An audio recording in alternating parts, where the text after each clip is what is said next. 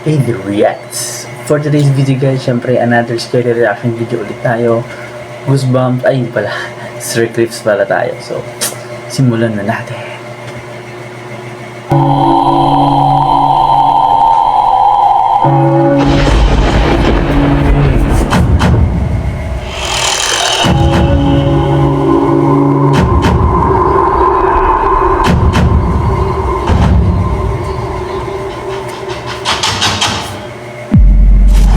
Serious.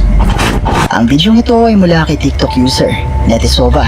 At kuha naman ito isang araw habang sila ay nagkakasiyahan sa loob ng kanilang bahay, habang naglalaro ang kanyang anak. Pero ang masayang video sana na ito ay naging nakapangingilabot matapos na may record ang camera na kakaiba. Camera recorder.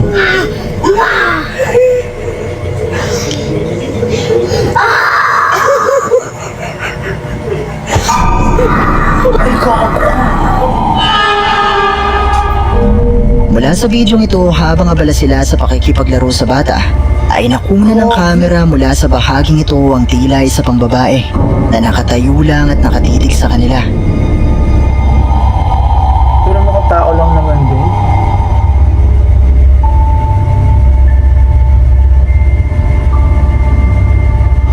Gogi, hindi, mga tao lang.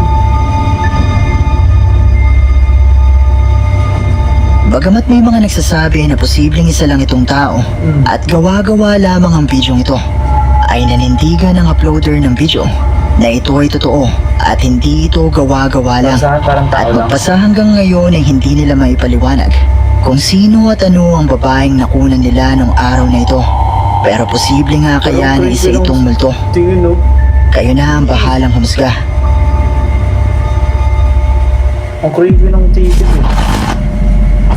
Ang bidyong ito ay itinag sa atin ng isa sa ating mga viewers na si Bon Jovi.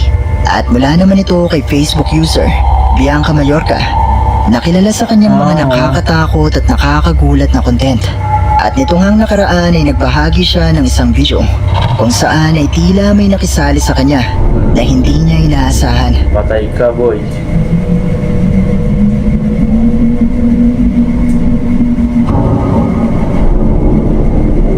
Gogi!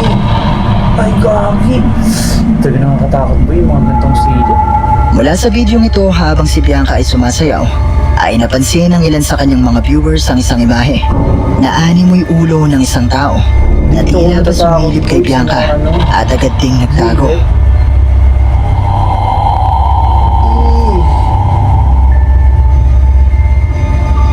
Gogi ka, boy. Pero baka skits lang. Skit lang niya lang siguro.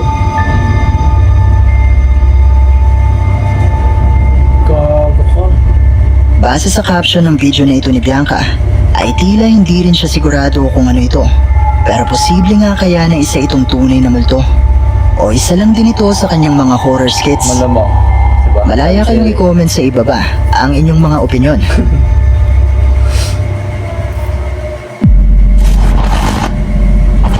May isang TikTok user na nagngangalang Tati Lopez ang nagbahagi ng ilang kakaibang video sa kanyang TikTok account na kuha sa kanilang tahanan na di umano'y ginagambala ng isang multo o entity. At narito nga ang ilan sa mga video na magpapatunay di umano sa mga kababalaghan sa loob ng kanilang tahanan. Gagi, mga to. Sa chico, pero sige. Oh. Gogi, boy. Naisip ko magkira ka. Wala sa loob. Well, lali. Kasi siya kayo magpunutat sa. Jangan. Oh. Ito ba?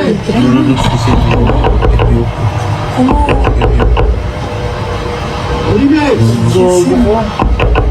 Sumansa po sa mga. Pinangalo na. May boses. No, wala. No, lupa. Luciano, no, katulungan. Gogi. Taktik ko ako, hindi ko bubuksan yan, boy.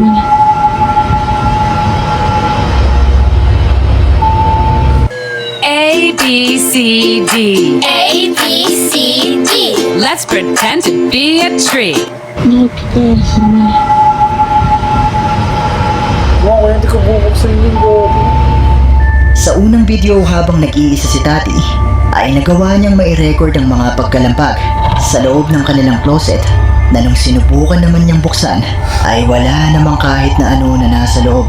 Gogi. At sa ikalawang video naman, habang kasama niya ang kanyang nobyo, ay narinig nila ang boses at pagkatok ng tila isa pang lalaki na nasa labas ng kanilang kwarto. Sinubukan itong buksan ng kanyang nobyo pero wala namang tao na naroon. Pero sa susunod na video na inyong makikita ay tila nagawa na nilang makunan ang kung anumang gumagambala sa kanilang tahanan.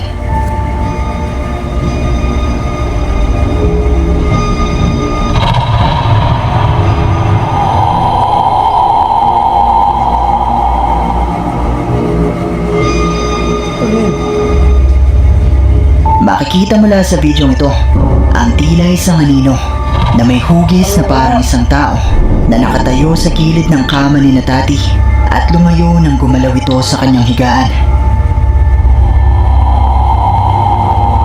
Iba talaga pag ini-enhance eh, no? Oo nga, parang silhouette nga. Gogi ka, boy. Hindi mo ako mapapatira ng matagal sa ganyan dyan. Naniniwala si na Tati na posibleng ito na nga ang multo o entity na nagpaparamdam at gumagambala sa kanilang tahanan. At isang gabi habang sila ay pauwi sa kanilang tahanan, ay muli silang may nakunan na kakaiba mula sa bintana ng kanilang bahay. Llegamos a la sesión y en la pieza la cámara apagada está las luces prendidas. No sé si alcanzan a ver esa silueta, sombra, no sé qué carajo es, pero hay alguien parado en la pieza y estamos literalmente nosotros dos acá. Estamos los dos acá, no hay chance de que alguien esté en la pieza, porque no hay nadie en la casa. No me parece casualidad que lo esté haciendo después de salir de la sesión. Igual la chica me dijo que esto podía pasar. Miren, para que vean que de verdad no hay nadie, Alzamos subimos lo agad. más rápido que pudimos y no hay nadie en la casa. No, encima miren, el control está en la cama. No, qué bronca. Y ni siquiera lo puedo pagar. Habang nasa labas ang dalawa ay napansin nila sa bintanang ito na nakabukas ang ilaw ng kanilang kwarto. Pero ang higit na mas nagpakilabot sa kanila ay ang itim na figurang ito na animoy isang tao na nakamasid sa kanila mula sa bintana ng kanilang bahay.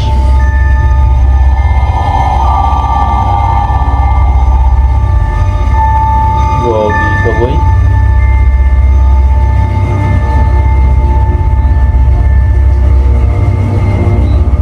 Nagtungo ang dalawa para i-check kung posibleng may tao nga ba na nakapasok sa kanilang tahanan habang sila ay wala.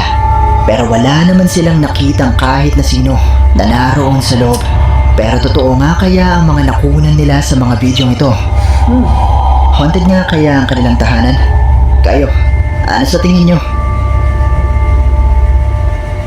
Wait, napansin ko na 80% sa mga viewers ay hindi pa nakasubscribe dito sa ating Straight na channel. kayo, mga boy. Kaya naman kung ikaw ay isa sa 80% na ito, iniimbitahan kita na i-hit ang subscribe button at ang notification bell dahil marami pang mga nakakatakot na videos ang paparating. Ang mga video ito ay ipinadala sa atin ng isa sa ating mga viewers na si Taong Multo Taong Multo. at mula naman ito kay Facebook user Puppeter na kalimitang gumagawa ng mga content tungkol sa kanyang treehouse. Pero nitong nakaraan ay nagbahagi siya ng ilang kakaibang videos kung saan ay tila ba nagkaroon siya ng kakaibang bisita sa kanyang treehouse. Yun lang. Sunod ko namang ginawa dito ay kawayan. Ito kasi yung magsisilbing lutuan ko ng dala kong itlog. Kasi hindi inaasahan para meron akong kakaibang bagay na narinig.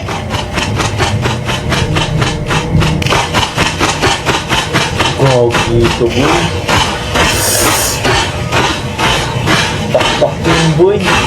Pagaspas Pero hindi ko na masyadong pinagtuunan ng pansin yun par dahil gusto ko na talagang makapagluto sa mga oras na to. Sa totoo lang, wala naman ako napapansin nung nagsisindi ako dito. Pero nung ina-edit ko na itong video na to, bigla akong kinabahan. Dahil sa misteryosong kulay ng tingnan ko dito sa ibaba ng treehouse. At habang lumalalim ang gabi par, pabigat ang nararamdaman kong presensya sa misteryosong puno na. Ayan. Sino yun? Wala. Bukod sa mga naririnig ko mga tunog kanina, ay harap-harapan na rin nagpapakita sa akin pa. Kaya imbis na mag-stay ako dito, yung unahin ko muna ang kalita. Nagumpisa siyang makaramdam ng kakaiba na sinundan ng mga kakaibang tunog mula sa kanyang paligid. Pero ang mas nagpakilabot sa kanyang mga viewers ay nang makunan niya mula sa bahaging ito ang tila isang babae na may puting kasuotan na para bang unti-unting lumalapit sa kanya.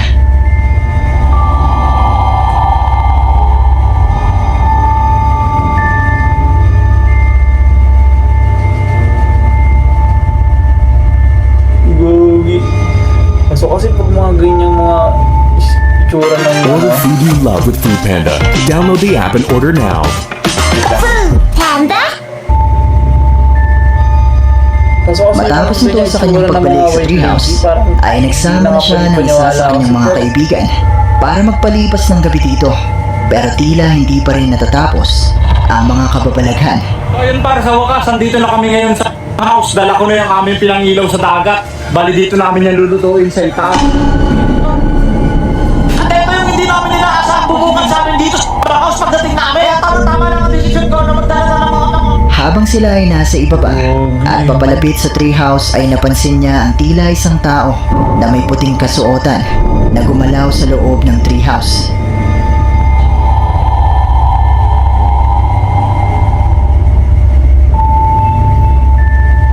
Para kasi masyadong naka-costume no? Parang makikita mo parang tela talaga. I mean parang tao na Bagamat may ilang naniniwala na posibleng isang multo ang nakunan sa mga bidyong ito, ay may mga nagsasabi rin na posibleng gawa-gawa lamang ang lahat ng ito. Pero kayo, ano sa tingin nyo ang isang Hindi ito? natin alam kasi no. Abandoned. Ang ghost hunter na si Franco, na may-ari ng YouTube channel na Franco TV, ay sinubukang magtungo sa isang abandonadong school sa Peru na pinaniniwalaang haunted. Ayon kay Franco ay puno ito ng mga pagpaparamdam Abandoned kung na kaya naman paulit-ulit niya itong binabalikan Malabo. para mangalap Wala ng mas dyan. marami pang patunay na ang school na ito ay totoong haunted. At sa umpisa pa nga lang ng kanyang investigasyon, Everything looks kind of empty, which is a good sign.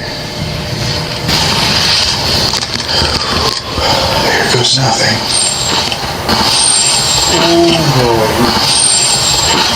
Hindi nabasag. I just got a noise.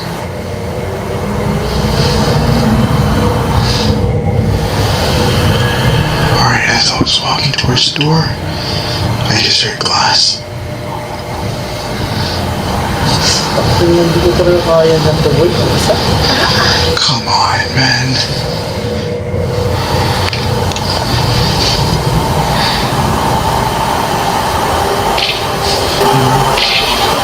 Baka kaya bungad pa lang, umuro na yung pet ko. I heard something else.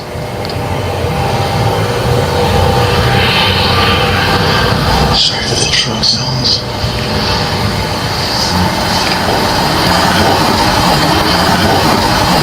But I am actively hearing stuff. Hindi mo, pumasok pa sa loob. Wala. So ano to kasi to guys, for sure ano to, parang investigation. So medyo mahaba siya. Skip na natin.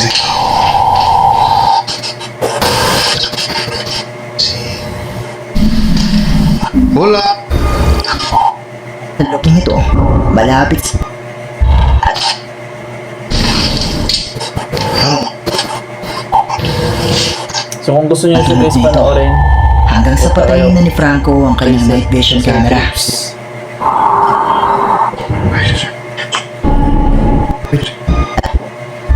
At kayo, ano sa palagay nyo? diretso na kayo kay Sir Crix para mapanood niyo yung pool.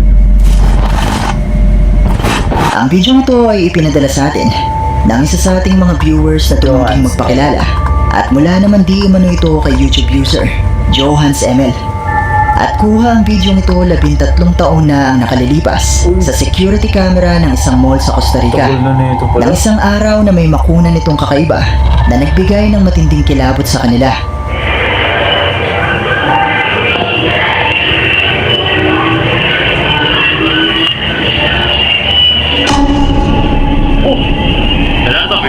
tuyo. Kakusado yun.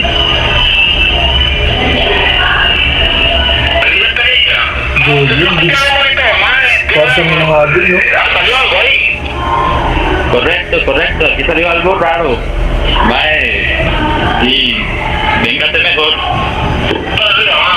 Ito boy, wala pang AI dito boy.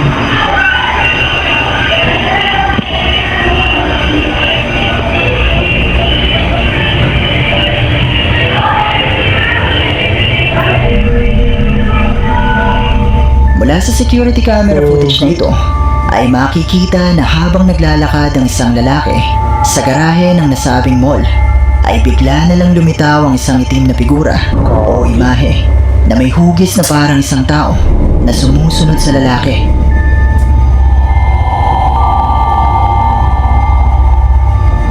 Takot dyan boy, oh. Parang kang hinahabol.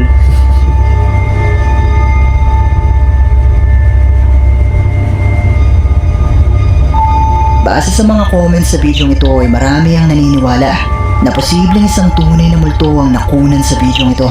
Wala pang AI Pero dyan, katulad pa rin ng palagi kong sinasabi, nasa inyo na kung maniniwala ba kayo o hindi.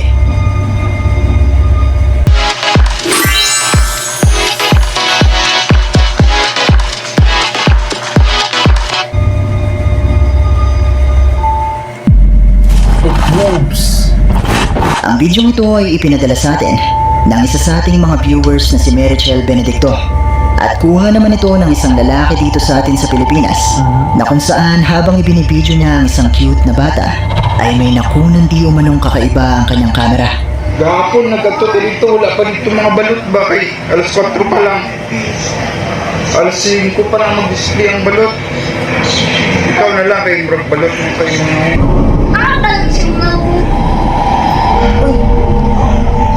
Mula sa maikling bidyong ito ay makikita na habang abala ang may hawak ng camera ay hindi niya napansin ang biglang paggalaw ng kahon na ito na malapit sa kanila. Gayong makikita naman natin na walang sino man sa dalawang tao na nasa video ang lumapit o humawak sa kahon na ito.